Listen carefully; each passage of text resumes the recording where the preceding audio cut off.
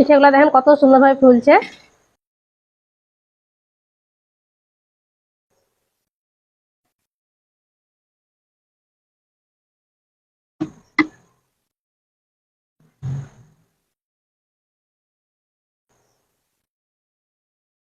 এই যে দেখেন ভিতরটা একেবারে ফুলকো, আর দুই পিঠ দেখেন এক সমান, একটু কাঁচা নেই ভিতরে। সুজির নাস্তাটা বানানোর জন্য এখানে আমি 1 বাটি সুজি নিয়েছি, আর সুজিটাকে ভালো করে মিক্সিতে গুঁড়ো করে নিয়েছি। এই যে এইভাবে মিহি করে গুঁড়ো করে নিতে হবে। আর এখানে আমি মাপ করার জন্য এরকম একটা বাটি নিয়েছি, আপনারা চাইলে যে কোনো একটা বাটি নেবেন, তাহলে পরে ঠিকঠাক হবে মাপটা। 1 বাটি সুজি দিয়ে দিলাম, আর এই বাটি দিয়ে আমি এখানে দিয়ে দেবো 2 বাটি ময়দা।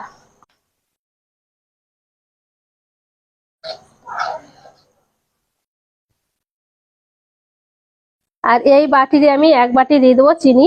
তো চিনিটা আপনারা চাইলে কম বেশি করে নিতে পারেন। এই যে আমি এতটাই নিয়েছি।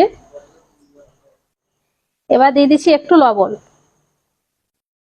এবার সবকিছুকে আবার ভালো করে মিশিয়ে নিব। ময়দা দিয়ে নাস্তাটা করলে পরে অনেকক্ষণ পর্যন্ত নরম থাকে। সবকিছু খুব ভালো করে মিক্স করে নিয়েছি। আর এখানে আমি হালকা গরম পানি নিয়েছি, আর এই বাটি মেপে পানিটা নিচ্ছি, তারপরে ঠিকঠাক হবে। প্রথমে 1 বাটি দিয়ে দিলাম,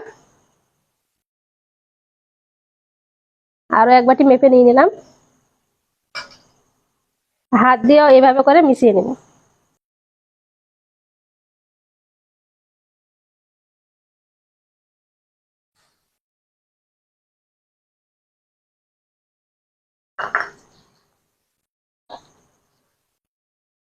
প্রথমে আমি মিশ্রণটাকে মাখাতে 2 বাটি পানি দিয়ে দিয়েছি, দিয়ে হাত দিয়ে এইভাবে খুব ভালো করে ফেটে নেব। চিনি থেকেও পানি ছাড়বে।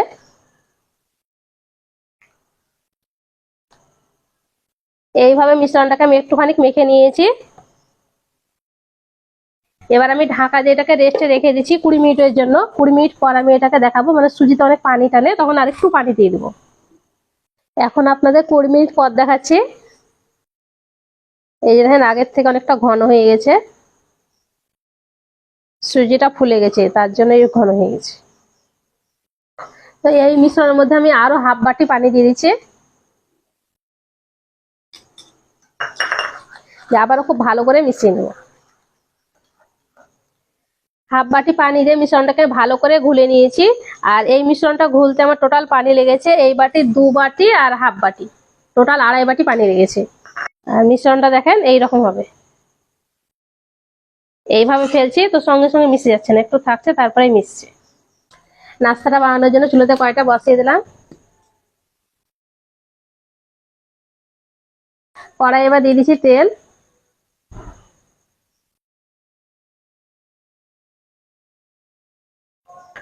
তেলটাকে আমি ভালো করে গরম করে নেব। তেলটাকে আমি গরম করে নিয়েছি, আর এই প্লেট দিয়ে তৈরি করব, তার জন্য প্লেটটাকে দিয়ে দিচ্ছি। প্লেটটাকেও ভালো করে গরম করে নিতে হবে। প্লেটটাকে আমি ভালো করে গরম করে নিয়েছি। আমি এখানে এরকম প্লেট নিয়েছি, আপনারা যে কোনো প্লেট নিতে পারেন। এবার আমি ব্যাটারটা দিয়ে দিচ্ছি।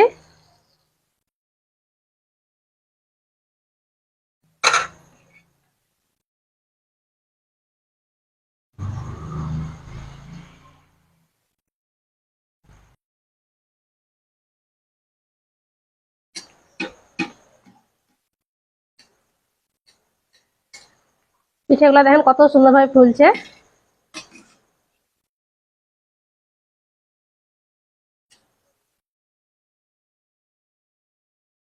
আর পিঠেটা দেখেন কত সুন্দর ফুলেছে, একদম গোল হয়ে বলের মতন। পিঠেটা ভাজা হয়ে গেছে, এবার উঠিয়ে নিচ্ছি। এই দেখেন কত সুন্দর।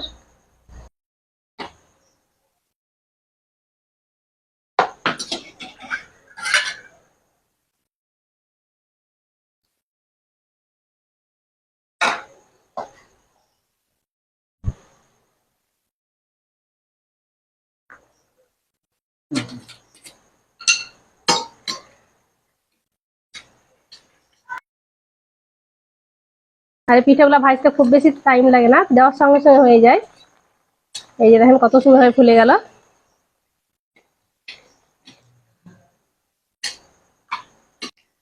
আর সব পিঠেগুলো দেখুন কত সুন্দরভাবে ফুলছে। এটাও ভাজা হয়ে গেছে, উঠিয়ে নিব। এই যে দেখুন কত সুন্দরভাবে ফুলেছে।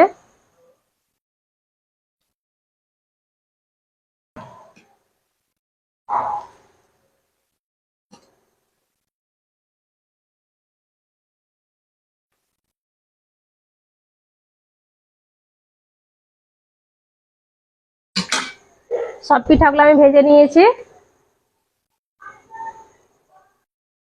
এবার সুজির রেসিপিটা দেখেন। এই যে দেখেন নাস্তাগুলো কত সুন্দর হয়েছে, আর অনেকক্ষণ ভাজা হয়ে গেল, তাও দেখেন কত সুন্দরভাবে ফুলে আছে। এই যে দেখেন কালারটাও কত সুন্দর হয়েছে, আর একেবারে নরম তুলতুলে হয়, সফট,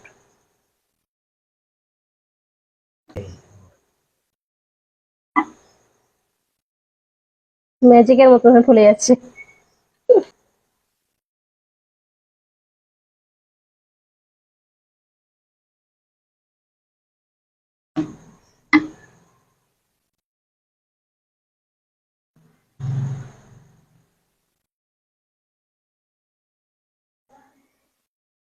একটা আপনাদের ছেড়ে দেখাচ্ছে ভিতরটা কেমন হয়েছে। এই যে দেখেন ভিতরটা একেবারে ফুলকো, আর দুই পিঠ দেখেন এক সমান, একটু কাঁচা নেই ভিতরে, একেবারে নরম তুলতুলে।